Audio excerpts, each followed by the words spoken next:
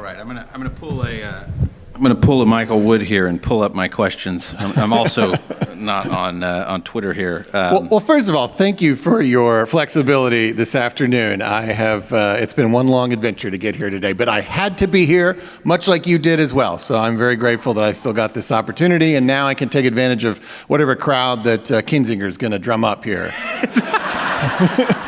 Excellent. All right. So being a mayor, I wanted to have this discussion in the agenda. I think our agenda committee did as well, because our cities are so important. And I think a lot of the challenges that we see that flare up in our national discourse, crime, even infrastructure to some extent, are really local problems, and they're confronted at a local level. So, being a mayor is sort of the polar opposite of being an elected official in Washington, D.C. You have to actually get things done for people and make their lives better. What have you learned as mayor in the time that you've been in office? Yeah, well, thank you. Yeah, I mean, it does seem to mayors that regardless of your party, that the class of elected officials known as mayors are sort of the last bastion of effective and bipartisan governance left. And I mean, part of it is the way we're elected, and I suspect we'll talk about that in a few minutes. Part of it is we have to produce results, like all the incentive structures here in this city, and it's growing to be the case as well in state capitals, are really around entertainment. It's become professional wrestling, and if we shut down the government in Oklahoma City, like your water doesn't come through the faucet anymore. Like you're dead within 2 to 3 days without our government. So like we have to take this seriously, and we have to produce outcomes. And as it turns out, in American, democracy, like outcomes have to be produced through some level of consensus. I mean, not 100%, but like you have to work with people, you have to be pragmatic, you have to compromise. So anyways, I think mayors practice politics as it was essentially practiced in this country for 2 centuries. It is just in recent years that it seems like we're more of an outlier, but I think really we're quite conventional in the way that we ultimately get things done, and I have learned to love that very much. I worked in the White House for President Bush, I worked in the U.S. Capitol for a speaker, I worked in the state capitol, I've done it all. I've been at every level of government, but I have found that the local level is the most important, it is the most effective. And I understand that there's not an incentive structure in place for there to be a 24-hour cable news network covering the Oklahoma City government. So so you don't think about it as much, you don't talk about it as much, but you should. And I think that if people in Washington and in state capitals would look more to how city governments are currently functioning, they would find inspiration, I would hope, to be as functional again. Right. So Oklahoma City, I'm originally from East Texas. My family's from there, so I'm a little bit more familiar with the Oklahoma City story. I'm a Mavs fan, in transparency, know about the Thunder. Tell us, but maybe people in this room are not so familiar with Oklahoma City. Can you just tell us the story of Oklahoma City in 2024, the state of the city, kind of what you've been doing as mayor? Yeah, it's a really quick thumbnail for people who haven't followed our story, because I would imagine if you just heard him say that we're the 20th largest city and that we jumped D.C. and Nashville, you'd say, what? Like, I've never heard of any of this. You're perhaps, like most Americans, a little distant from what's going on here. But about 30 years ago, we first passed sales tax initiatives that were laser focused on quality of life, building the things that we didn't have. And we've just been really diligent at continuing those investments in ourselves for the last 30 years. And so I'm basically the 4th mayor over that 30-year period to continue that philosophy. And it's paid off. So, when all of this started 30 years ago, we were probably the 37th largest city. Then you're talking about your peers are Colorado Springs and there's something, there's nothing wrong with them, but we love the fact that now we're talking about, telling Denver to watch their back because we're coming for them, so, and obviously a lot of this also ties into getting Major League professional sports, which we might have time to talk about in a second. It's okay that you're a Mavs fan. I mean, I like that I-35 rivalry that we have, but it's been a fun journey for the city, and it's been all mayors during that time that are technically nonpartisan, as you said, but were registered Republicans, but saw the role of that government can play, especially at the local level. And all of these initiatives were ultimately passed by the voters, which I think ties right back in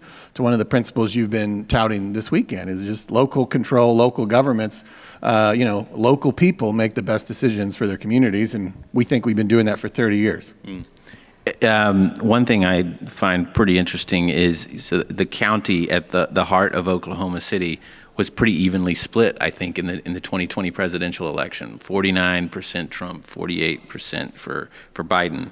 So it seems like Oklahoma City is sort of and our cities really across the country are sort of microcosms of that swingy purple style electorate.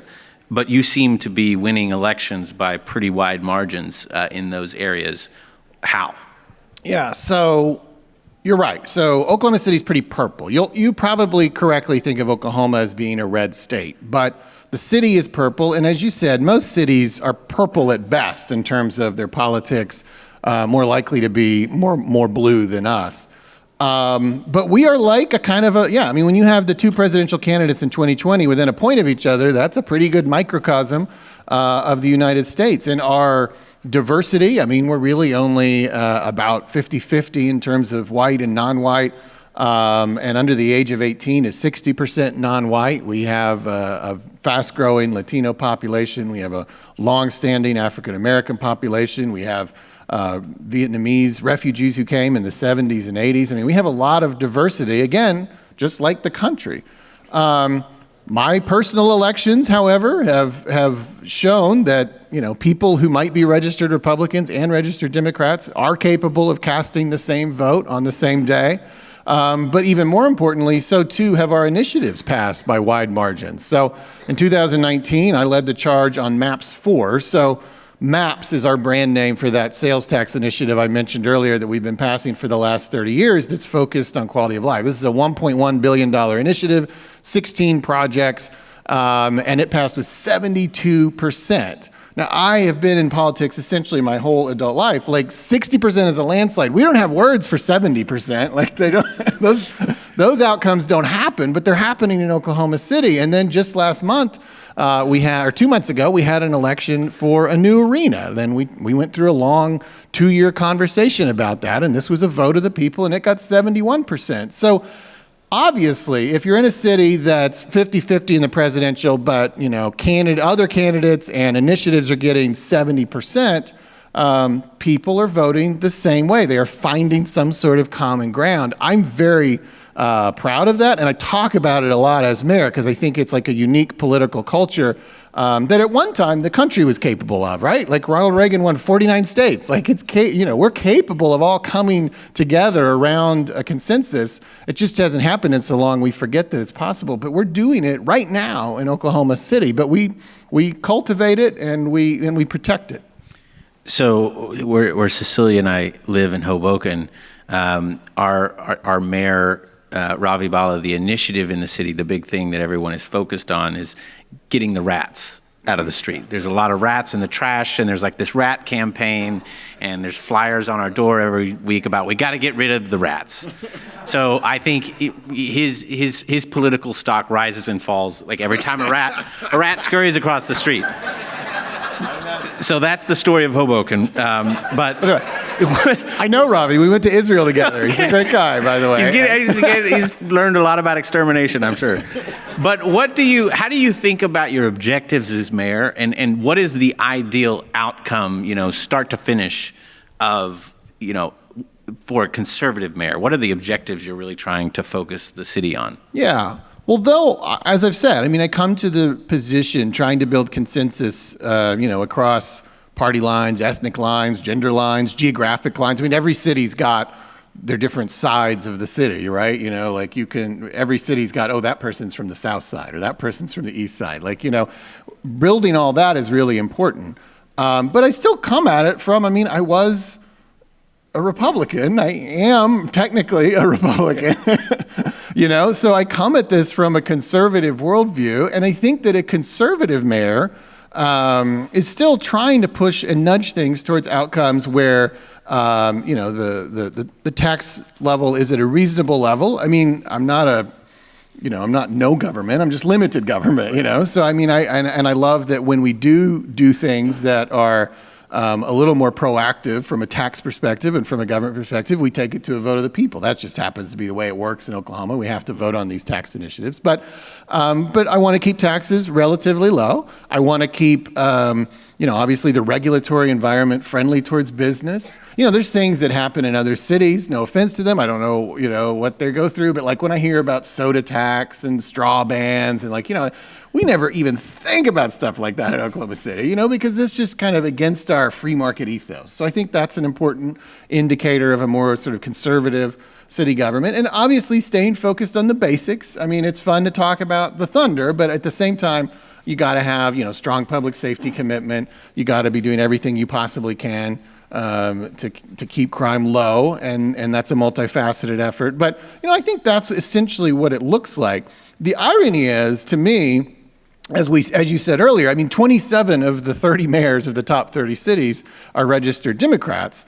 The irony is many of them are governing really from sort of a kind of center-right position. They often leave office sort of hated by their far left because they had to do what they had to do, and you can't really govern a city from the far left.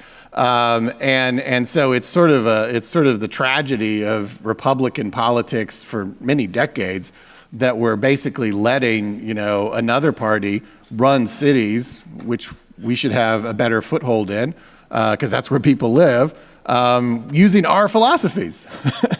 But we've failed in other ways, to meet that moment for things we can delve into if you'd like. Yeah, I think that's the identification of cities with the Democratic Party is just it's an interesting and sort of bizarre thing in a country that is democratic and where you have to get votes to win, and a lot of people live in cities. But one of the issues that some of these large democratically run cities are struggling with is crime. And I think that's a really top issue, not just at local levels, but across the country, because, the Republicans will make a lot of hay, and rightfully so in some instances, for cities' failure on the issue of crime. San Francisco comes to mind. How do you think about combating crime in Oklahoma City? What are the steps that work? What are the things that don't work? What's your approach? Well, look, I'm a layperson. Most people who are going to be mayors and city council members are lay people, and public safety and law enforcement is a specialization, right? So first of all, you should listen to experts. But I think that the thing that I've taken away from this experience of observing it now for years is you got to think of it at least in two ways. The first is, yes, of course you have to have police. You have to have a strong commitment to public safety. You have to fund your police officers. You have to have as many of them as you can afford. You have to give them the best equipment, and you have to respect them and show appreciation to them so people want to do those jobs. We have a lot of vacancies for police officers in Oklahoma City right now, and that's true around the country. So we have to work on that. But that's only half of it. Because one thing I have learned is you can't be everywhere. The police officers can't be in every living room, right? I kind of an obscure reference, but it's set in this city. One of my favorite movies is Minority Report, and the precogs, they predict where the crime will be. And if you had that, maybe you could just get by with police officers. But the reality is, I get an email every single time that someone is murdered in Oklahoma City. And it is striking to me, after nearly 6 years of getting those emails, how often these are domestic murders, right? These are incidents that happen between people who knew each other. They were not random crimes out in the streets of the city. They happened in somebody's living room.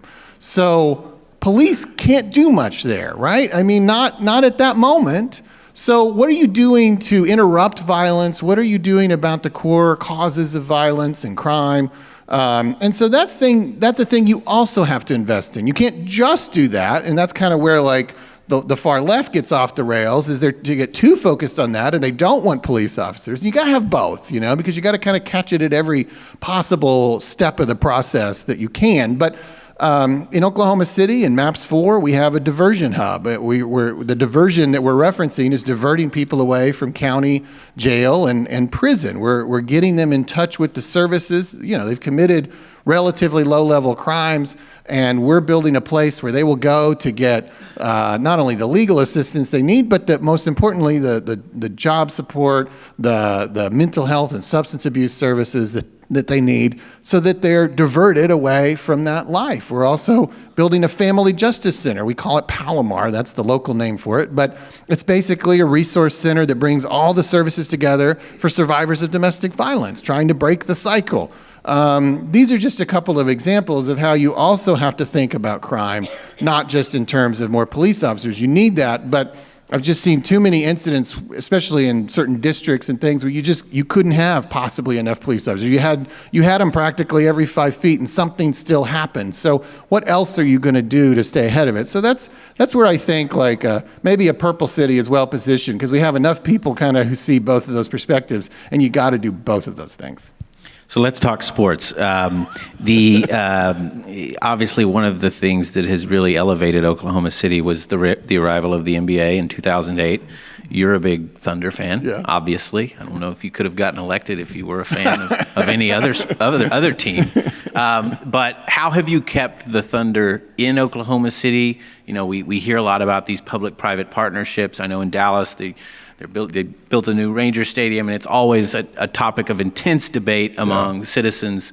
How have you navigated that policy question? Yeah, and I've followed here in D.C. Like they're talking about moving the team 5 miles away, but it's a pretty significant 5 miles to the different jurisdictions. So in Oklahoma City, we're the 20th largest city, but we're the 42nd largest market. So that's pulling in like all your suburbs and kind of the whole MSA.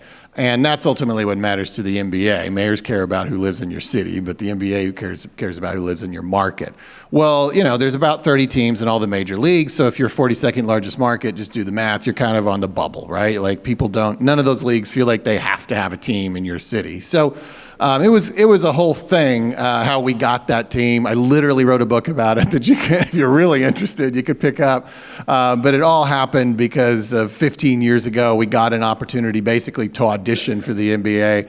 And ultimately that resulted in the Sonics relocating to Oklahoma City. And I apologize if anyone here is from Washington State. I know that's still a sore subject even 2 decades later. But because it's a sore subject, and because there is a hyper-competitive environment amongst all the cities that don't have NBA teams, some of which are bigger than ours, we have to stay competitive. And every city's going to have their own story. And maybe this is harkening back to an earlier point. It's like, you got to do what you got to do. You got to decide what's best for you. But if you can have it go to a vote of the people, like you have to live with that outcome. And that's what we did. We had a vote. Our citizens committed a 6-year 1-cent sales tax last month in December to have a new arena that secured a 30-year commitment from the Thunder. And it's like everybody got to have their arguments, and ultimately everybody got to have their vote, and it passed overwhelmingly. So I think that's a great example of just letting people decide. I don't know that it fits neatly in any ideological box, but sometimes you just got to do what you got to do. And that is ultimately the story of governance, isn't it? Like we start with our ideological preferences, and then but ultimately we got to find some sort of outcome that everybody can live with, and ultimately we do something. In Oklahoma City, we're doing things, and we're getting things done, and I think that's a good example. One thing I want to finish the conversation with is an issue unique to Oklahoma City that I think is on the minds of a lot of people here, and that is the way that you elect your mayor. You've talked publicly in the past about how the different ways that we elect people lead to different outcomes in the actual people that we end up electing. Right. Oklahoma City elects its mayors through a nonpartisan top 2 system. Mm-hmm. Can you speak a little bit about that and how it influences who you elect and how you run for mayor? I mean, I think this is like the most profound thing that you could take away from this weekend is I think this is the root of so much, is the closed partisan primary process. And obviously it incentivizes extremism. It gives, a disproportionate voice to extremists. In our state, every other office other than the mayor, right, for governor or senator, is elected through a 3-step process, the primary, the runoff, and then the general election. And, the tragedy is that the runoff is by far ultimately the most important step in that process. At least right now in Oklahoma politics, that's where most people are going to be selected. And that is also the fewest, the lowest level of participation occurs in the runoff. And you have to have an almost superhuman interest in this whole thing to even know that like you're eligible, that your party's voting that day, that there's an election on that day and some third week in August. I mean, and yet that's where the decisions are made. So contrast that with, and you can imagine, how that ends, how that elevates, the extreme voices. Contrast that with how we elect Oklahoma City mayors, and for whatever historic reason, how we elect most mayors around the United States. Not all, but most. Everybody is invited to come that day, regardless of their party registration, and all the candidates put their name on the ballot, and you pick your favorite. And there's variations of that, but that's basically it. And if you ask a high school kid, they say that's how democracy works. But we've not actually run it that way for a long time. But it incentivizes you completely different. Like, I don't really have to worry about the communists or the MAGA people, I build a coalition of the 70% of normal people in the middle who just want to work together and get things done. And I think it's a myth in this country that we're so polarized. The communists and the MAGAs are, but like the rest of us, we're Democrats and Republicans, and we have some principles, but like we're willing to work together and compromise and do what Americans did for 200 years. So that's what incentivizes mayors. It's why I think we're more effective. Ultimately, we don't have to worry about the extremists. I was challenged in my reelection in 2022 by 2 funded MAGA candidates, and I beat them by 40 points. I understand it. Thank you. But might have been a different dynamic, right, if it had been a Republican primary. But I have different rewards in my system. And so I'm certainly hopeful that Oklahoma and many other states will look at that. And ultimately, there's so many variations on electoral systems, but the 2 principles you need is that all the candidates have to face all the voters, and all the voters get to see all the candidates. And you're going to have different outcomes. And we would never be talking about Donald Trump if we'd had a system like that. Well, thank you. We're out of time. Thank you so much for being with us. Thanks. Thank you all very much.